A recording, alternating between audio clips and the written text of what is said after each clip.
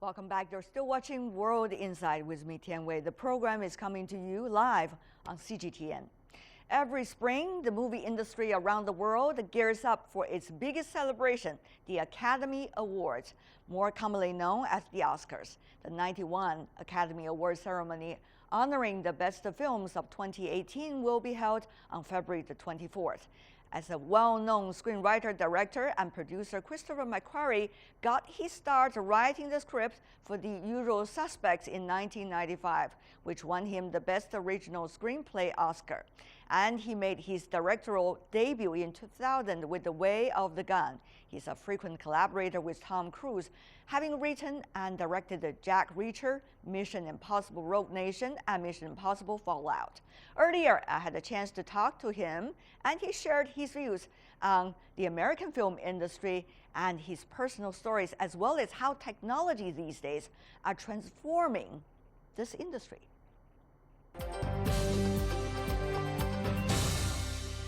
What is it like, Chris, to work with Tom Cruise and some of the other big names? What are the qualities you guys are looking for in each other?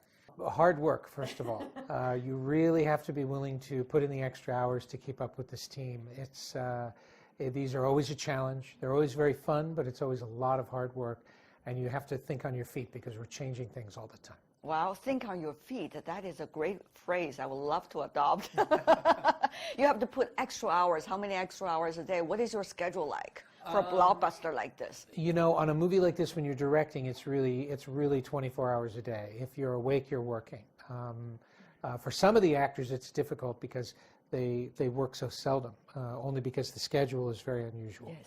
So in the case of someone like Vanessa Kirby, when Tom broke his ankle and it changed the schedule around, she worked 4 days over the course of a year. And so she thought she wasn't even in the movie.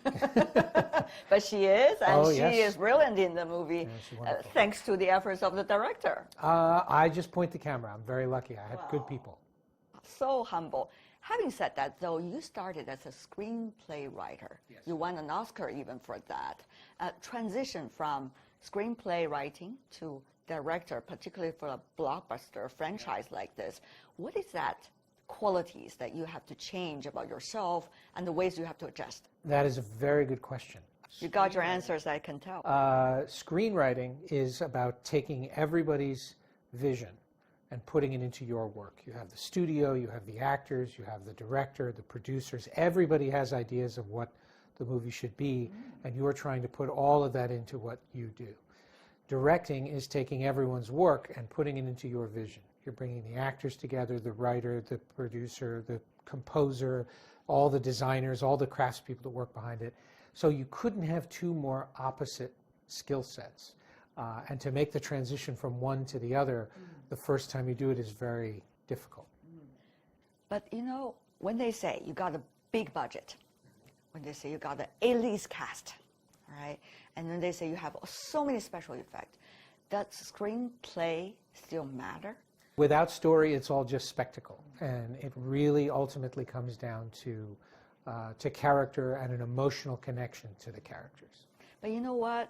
Some say those who are going to franchise movies, blockbuster movies like this, they're not necessarily looking for the most articulative stories. Do you agree with that? I think it's well, in my experience, making movies like this, when you're making it for a mass audience and you go to these test screenings, different people want different things. And certain people just want all the action and none of the talking. And other people, they want a break from all the action because they get exhausted. But all of them want story. So no matter how you express that, whether you do it through a lot of dialogue or you do it through a little, they want to feel some emotional connection to the story. Otherwise, they get bored. But on the other hand, I mean, you've been writing for blockbusters. You've also been writing for indie films. I know you also got the heart for the indie films as well. Very much so. So how would you, direct your talents to two very different categories of stories that you have to craft? Will your talent be wasted for a blockbuster screenwriting? Well, for an indie film, you probably have to go all the way out as a screenwriter. Well, you know, it's to me, in terms of story, it's all the same. In terms of independent films Sounds diplomatic. Sounds diplomatic. Well, but here's the difference. Okay. With a blockbuster film, I have all sorts of resources that I don't have with an independent film. So where I don't have the helicopters and the cars and the, I have to rely more on story. I have to rely more on my actors to tell that story. And in the case of something like Mission Impossible, I have to rely more on the actors to do things like fly in the helicopters and drive the cars and do things like that. So it's really just a balance for me. It's if I have the resources to put all of the action in, I can do it.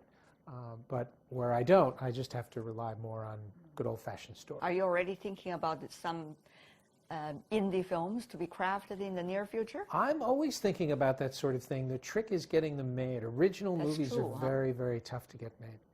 Why is it, you think? It's, you know, it's simply the way the business has changed. Fewer and fewer people are going to see the movies, except in China. More and more people are going to see movies here in China.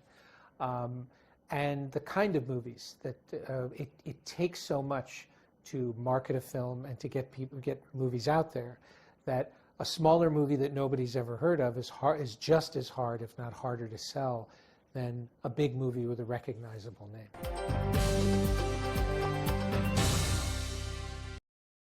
In recent years, the film industry has undergone major changes due to increased globalization and technology.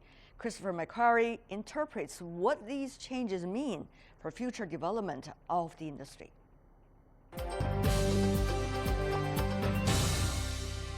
The world is changing. Yes. Chris, you know that much better probably than anybody else. And the industry is changing from the earlier studios to now to more internet-related companies, whether it's Amazon, Google, Netflix, and some of the others. What does this different roles that are coming into the scene mean to a screenwriter like you, for a movie director who is doing the content like you? It doesn't change what I have to do. It just changes the way the movies are being watched. I think what you're seeing now is a generation of people going to movies who don't have an emotional connection with going to the cinema. They're not accustomed to going to see a movie where someone else says they have to go see it, when they have to see it. They're accustomed to watching movies they can watch it on their phone, they can watch it on a tablet, they can watch it on a computer. Anytime at their demand. Yes, whereas I grew up, and a lot of the people my age grew up, going to the movies was an event. It was a thing that you did. Young people now, they go to see movies in a theater because they have to. They go if it's a kind of movie where they need to be part of that conversation on Monday. They just have a different relationship with how they see movies, but they still respond to story. Are there those stories changing, you think? I think the basic elements of story still work. I mean, this movie is made with some of the most classic filmmaking styles and some of the most classic filmmaking tropes of stories that you've seen time and time again. When you do them right, they still work. Technologies are also changing. Without question. AI, artificial intelligence, some have been using that to write screenplays. And some say it's successful, others say it's not. They've also been using robots now to act, like real act, not programmed kind of act. Yes. And likely even come into some competitions for award in a way. This is what's going on in the industry, whether you like it or not. So once again, what does it mean for brilliant minds like you, who've been really working on the craft, working on the content, working on the essence of stories? I hope you are still doing that. Yes, absolutely. The day a computer can write a screenplay for me, I will be the first in line. Screenwriting is very, very hard. Absolutely. So you told me about that last time. I remember it so clearly. It's difficult. It's much harder. I think it's harder than directing. It's probably not as physically demanding as directing, but it is. When you have to sit down and face the blank page, it's very, very tricky. But as for computers writing screenplays and robots starring in movies, I think it's far enough away that I won't have to worry about it in my lifetime. I hope. But you know, what is the most important and the most delicate about human relations and emotions that really trick us into watching all of these movies that you and your colleagues and many others have been producing? Will that be able to be reproduced by something else?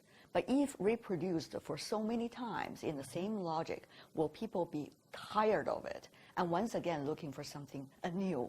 That is really the question, isn't it? Yeah, well, people are always looking for something new, but it's if you look at, take a movie like The Matrix. When The Matrix came out, that was a revolutionary movie. Absolutely. The Matrix was still using the same classic story of an orphan who did not know he was special. That is Harry Potter, Luke Skywalker, you name a franchise like that. We respond to that story and have responded to it not for hundreds but for thousands of years. I think for as long as people have been able to tell stories, that's the essence of it. It's wish fulfillment. We want to live inside of that movie. We want to live through other people's experiences. So I think that's one of the things that might keep actors safe and make it harder for a robot to take over the job. I don't know how many people are going to want to watch films and wish they were a robot. I wouldn't. I wouldn't. No. Would Unless you? it was a very good-looking robot. Yeah, but it's very difficult for now. Yes, exactly. The technicians really work on that. Having said that, though, the industry is also changing in the other direction, policy-wise, for example. Justice Department right now is reviewing this so-called earlier case, 1948, so-called United States versus the Paramount Picture. It is about how the movie industry is being governed, being legislated from the very beginning of making the films all the way to the theaters. Of course, the players have changed. How actors and actresses work with the studios or the companies have changed. People watch, where do they watch the movies have changed. So these have to be changed according to the Justice Department. But of course, the reviewing process is still going on, as you may know. But the thing is, how will these policy changes, without being specific, also having an impact on how things work? Not knowing enough about it, the only thing, you go and look at what was called the Hays Code. The Hays Code was a series of moral restrictions that were on film, which you couldn't show certain things, you couldn't say certain words, and they were at their time considered very, very strict. Some of the best films ever made were made during the Hays Code era because it forced creative people to find creative ways to express those things. Give me an example or two. Of movies that were made then. Casablanca was made during the Hays Code. A lot of the great film noirs were made during the Hays Code. And these were films that had lots to do with sex and violence and things that in those days you simply could not show, but dealt with a world that was much darker and more dangerous and more adult. And you realized you didn't need to show things explicitly in order to tell those stories. So for me, if you give me a limitation, I'm going to find a great way to do it, and probably you're going to have fun in the process. Yes, of course. I mean, to me personally, I like boundaries. They force me to be creative. Even a movie like Mission Impossible has enormous boundaries. There are things that we run into all the time that make the movie challenging, and we like those challenges. Like what? I have to make this movie, for example, it's got to be PG-13. Yes, wow. The audiences that I'm selling a movie to, younger audiences, they're at home watching Game of Thrones. I know. And Breaking Bad, and they're things that would be rated NC-17.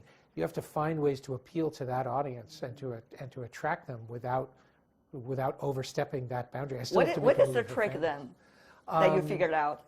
The trick is, again, it all comes down to emotion, making a more emotional experience. The trick of making a movie, this is where I think a computer will have trouble, is figuring out this algorithm. You have to give the audience exactly what they expect in a way they never saw coming.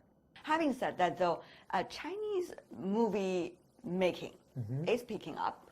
But at the same time, you see some changes of the industry in the United States already. And the Chinese companies, particularly like Tencent, Alibaba, which is also included this time, I guess, with this movie, have been major players. But at the same time, the management of these companies and the way they do movies is still not necessarily as what we would expect from a long-time professional studios. So this is the thing, the new kids on the block or the new masters on the block, how is it working out with the real, very professional people that have been in the industry for a long time? That's a very interesting chemistry that is going on here. What do you think, Chris? I haven't noticed any sort of change. Oh. So for me, it's been business as usual. But I work in a very, I'm in a very unusual situation. For the last 10 years of my career, I've been making movies with Tom. That's right. Most of the time, and Tom is given a lot of creative freedom. So really, the only person that I have to that I really have to have any conversations with is Tom. Yeah. And usually we're working so quickly that nobody really knows what we're doing until the movie is finished. I see. Yeah. That kind of bond is very important, isn't it? That It's trust, very important. that Yeah, you have to confidence in each other. yes, and it's based on. It's interesting because people ask, do we ever argue about things? Do we ever have any conflicts? Tom will suggest things all the time that I don't understand, and I will suggest things to him that he does not understand. What we do is, rather than say, no, I don't want to do that, we'll say, okay, I'm going to try that. Because one of two things will happen. Either I will come to understand, or he will come to understand what the other one is after. Or the person who came up with the idea will recognize it doesn't work. Right. There's no pride of authorship. There's no ego attached to it, where because I came up with the idea, and I insisted that we film it and spent money on it, and it doesn't work, that doesn't mean I'm going to insist that it works. We very quickly recognize when something works or it doesn't, and we let it go, and we learn from that experience and move on.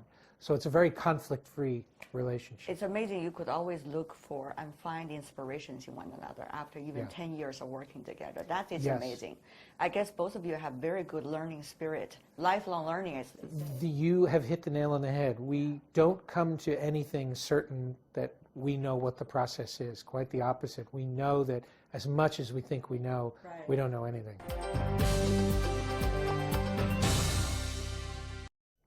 And that is all the time we have for today. If you'd like to see more, try to find us World Inside CGTN into your search engine, or check out our YouTube channel. Follow us on Twitter, Facebook, and Sina Weibo. From me, Tianwei, and everyone on the World Inside team, thanks for watching, and tune in again next time for insights across China and around the world. Good night.